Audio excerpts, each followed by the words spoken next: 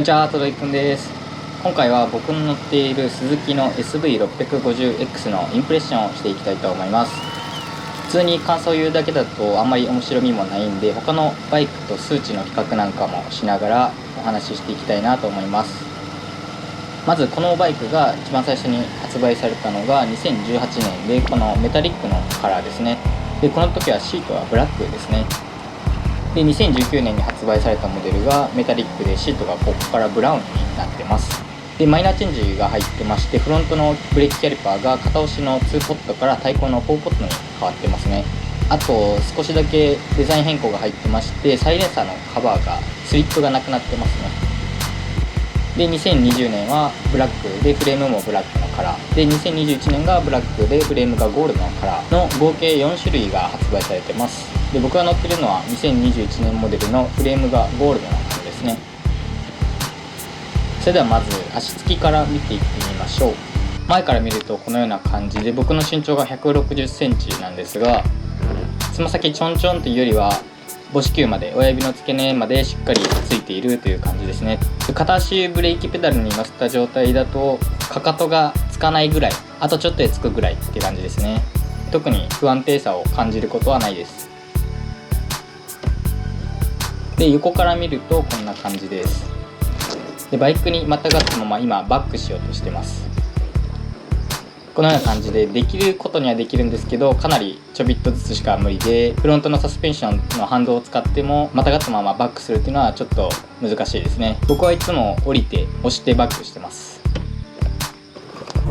で、このバイクに乗ってまず最初に感じたことは、前期姿勢が結構きついなというところですね。今までスーパースポーツのバイクっていうのは乗ったことがないので、そのバイクと比べてどうっていうことは言えないんですけど、結構きつめですね。もちろんセパレートハンドルっていうのも要因の一つなんですけど、他には90度の V ツインエンジンを搭載していて、着座面からハンドルまでの全長が並列のバイクよりも少し長めになっているっていうのも要因の一つだと思います。前期姿勢はきついんですけど、特に首が痛くなったり腰が痛くなったりっていうのは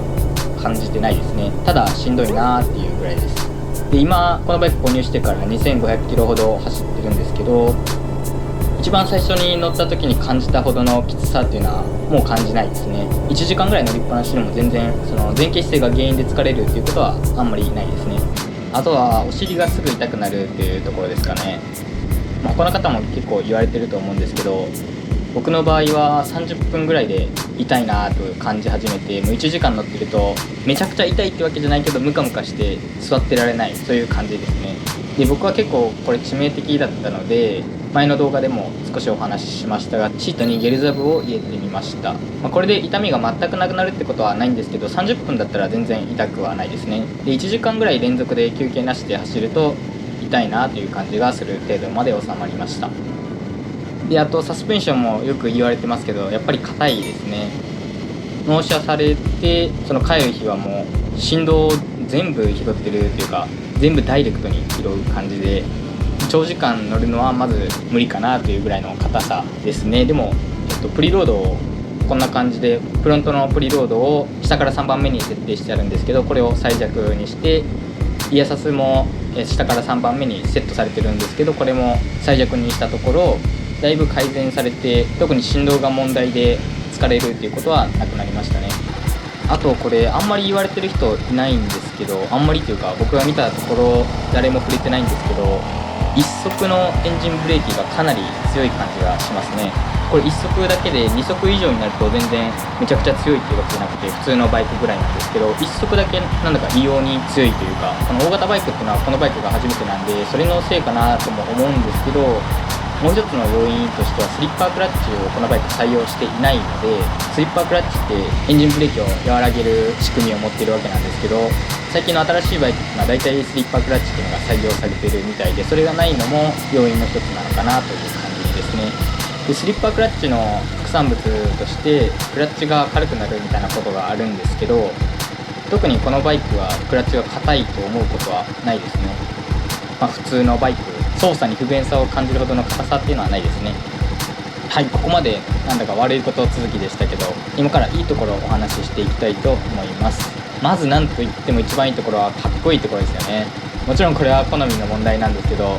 僕はこのバイクを購入を決意した一番の要因っていうのは見た目ですね。見た目がもうドストライクで、実際のところスペックはそんなに見ずに購入を決めました。であとはやっぱりエンジンですね。 SV といえば V 型2気筒 V ツインですね。やっぱり V ツインの特性がはっきり出てて、低回転域中回転域のトルクがかなりあるなと感じますね。でこれは他の方もよく話されてるんでご存知だとは思うんですけど、トルク感っていうだけじゃ伝わりにくいと思うんで、実際数値でどれほどのトルクがあるのかっていうところをちょっと調べてみました。でこちらがスズキ SV650X のトルクカーブ、トルク特性ですね。青いラインがトルクを示していて、赤いラインが出力馬力ですねを示しています。で一番最初の2000回転から3000回転の間にぐっと下に下がってるんですけど、これは多分おそらく外れッチで、他のグラフを見た感じまっすぐフラットになっているので、ここはあんまり気にしなくていいのかなと思います。本来こういうグラフっていうのはメーカーが出すべきだと僕は思ってるんですけど、メーカーのサイトを探してもなかったので、ちょっと海外の方のブログから持ってきました。詳しく見たいという方は概要欄にリンクを貼っておきますのでチェックしてみてください。でこれの見方なんですけど、これ単体で見てもやっぱり数値だけじゃいまいちわからないんで、同じ排気量の CB650R これと比べてみることにしました。同じブログを作成している方のところから持ってきたグラフなんですが、これも気になる方は概要欄から見てみてください。でこのような感じでメモリを合わせてグラフを重ねてみました。で青いラインが SV650X のトルクカーブで、緑のラインが CB650R のトルクカーブです。でそれぞれのスペックは最大トルクだけ調べたら出てくると思うんですけど、それがどちらも 64Nm ですね。で SV の場合はその時の回転数が 8100、 CB650 の場合が 8500 となってますね。でこのグラフ見た感じ大まかその通りになってるかなと思います。でトルクの値っていうのは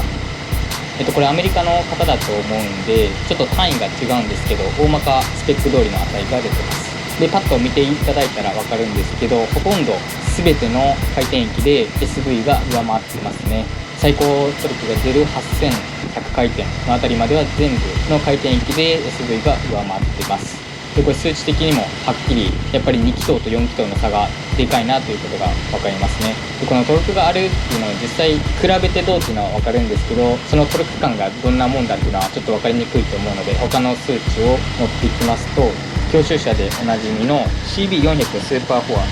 ちらの最大トルクが 39Nm なんですよね。でグラフ見ると単位がちょっと違うんですけど、ニュートンメートルに合わせるとこの30のラインがだいたい40ニュートンメートルぐらいのトルクになってますね。で CB400 スーパーフォアの最大トルクが39ニュートンメートルなんで、どちらのバイクもほぼ全部の回転域でスーパーの最大トルクが出ているということが分かります。でこのグラフで一番差が開いているところがだいたい6000回転ぐらいのところですかね。そこで4ぐらい差があるわけなんですけど、これをニュートンメートルに直すと 5.4 ニュートンメートルぐらいなんで、これがどれぐらいかっていうと、僕が昔乗ってた原付ホンダの Today っていう原付があるんですけど、これの最大トルクが 3.7 ニュートンメートルなんで Today1.5 台分ぐらいですかね。一番トルクの差が開くところで Today っていう原付バイク 1.5 台分ぐらいのトルクの差がありますね。ちょっと分かりにくいですけど、この SV と CB に差はあるといえど、どちらもスーパーの最大トルク以上は常に出ているので、トルクの強い弱いはあれど、どっちも一般道公道で走る分にはもうかなり十分すぎるトルクだなということは分かります。なんで街乗りでよく使う回転数っていうと SV の場合は3000から4000、 CB の場合はちょっと見たことがないんで分かんないんですけど、多分図を見た感じ7000から9000回転ぐらいですかね、 CB の場合は。なんで高回転で楽しみたいという方はもちろん4気筒である CB の方がよくて、低中回転域でトルクをしっかり楽しみたいという方は SV の方が向いてるのかなと思います。といってもやっぱり大型なんでそこまでのトルクの差っていうのは感じづらいところはあるかもしれないですね。で乗った感じはやっぱりこのグラフの通り低中回転域のトルクがすごいあるなというふうに感じますね。で今まで乗ってきた 400cc の川崎のザンダスという並列4気筒のバイクなんですけど、やっぱり低中回転域では全然加速感がなくて、回してなんぼのバイクなんで6000、7000、8000回転ぐらいでやっと思い通りの加速ができるという感じだったんですけど、このバイクはもう3000回転以上からこのぐらいの加速したいなと思ってひねった分だけもうちょうどその分加速してくれるという感じで、かなり直感的な操作ができるバイクですね。あとは燃費ですかね。カタログ上の燃費っていうのはリッター 26.6 キロなんですけど、大体おおむねその値かそれ以上の値っていうのが出てますね。でこの燃費がいい要因の一つとしてデュアルスパークシステムっていう一つのシリンダーに対して2本スパークプラグがあるっていうのが結構大きいのかなと思ってます。で同配企業と比べてもかなり燃費はいい方だなと思ってます。あとはロー RPM アシストですね。これは回転数が低い時に自動でちょびっと回転数上げてくれてエンストしにくくなるよっていう機構なんですけど、これは結構いいですね。その発進時にアクセルを開けなくていいっていうのもそうなんですけど、そのアクセルを開けなくていいからこそ燃費が上がる要因の一つになっているのかなと思います。はい、ということで総評としてはめちゃくちゃいいバイクだと僕は思います。やっぱり一番いいところっていうのはアクセル回路と自分の感覚、加速感の感覚がもう本当にぴったり一致してるっていう、これがかなり運転のしやすさにつながってて、街乗りで扱いやすいっていうのはもちろんなんですけど、それに加えてやっぱ峠でカーブを抜け切った後、抜け切りそうなところでアクセルをグッと開けていくと思うんですけど、その時の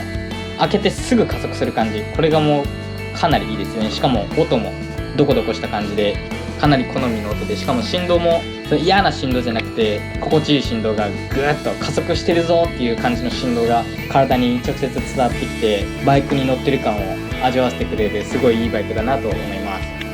うまく伝えきれてないこともあると思うので、他の SV のオーナーさんにもぜひ感想をコメントでいただけたら嬉しいです。それではご視聴ありがとうございました。バイビー。